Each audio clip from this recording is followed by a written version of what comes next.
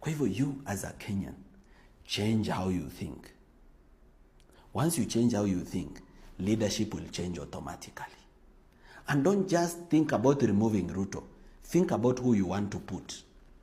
Musikwange muna vote against, vote for. Wakwenda ataenda. Mkishapigia ule mtu mnataka, si mwenye alikuwa aende lazima aende. So how do you go to the ballot ati umekuja kutoa Ruto? Ballot paper haisemi remove Ruto. Ballot paper inasema vote for the presidential candidate of your choice. It means at that point ukiwa kwa hiyo karatasi, you are choosing someone for your future, for the next 5 years. The biggest question you should be asking yourself is not who is going. It is who is this that you're choosing. Ile shida kubwa ambayo tuko nayo sio viongozi, ni wananchi. Viongozi ni shida, I accept, but they are a product of the people. And I'll show you how viongozi, they are not the biggest problem that we have. Let me give you an example. 2027 imefika, tumeenda kwa debe, vijana wamejitokeza kwa wingi, the youth of Kenya. Ruto amepata kura milioni 4, Gachagua amepata kura milioni 4, hiyo ni milioni 8, lakini vijana wamejitokeza wamepiga kura kwa wingi. Morara Kebaso amepata kura milioni 8.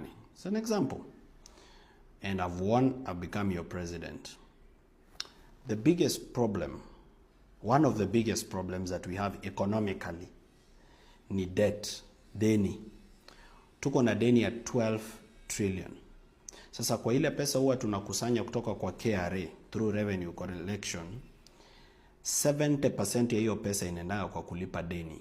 That's why we don't have money for development. So lazima tusuluhishe shida ya deni.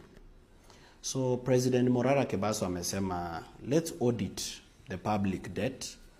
Hii 12 trillion tujue hii ilikopwa, hii Eurobond ilienda kwa mradi gani, hii Eurobond ilienda kwa mradi gani, hii ililipa nini, hii ililipa nini. Tumepata kwamba kuna almost 8 trillion kwa hiyo 12 trillion ambayo hatufai kulipa, ilikopwa, lakini wenye walikula ni wale ambao walikuwa rais na mawaziri wakati. So Uhuru Kenyatta na Ruto ndo wanafaa kuulizwa hiyo pesa ilienda wapi. So nimekaa chini na former president Uhuru Kenyatta na nimekaa chini na former president William Ruto. Nimemwambia kwamba niko na deni ya 12 trillion na hiyo pesa ilibiwa na nyinyi na mawaziri wenu, and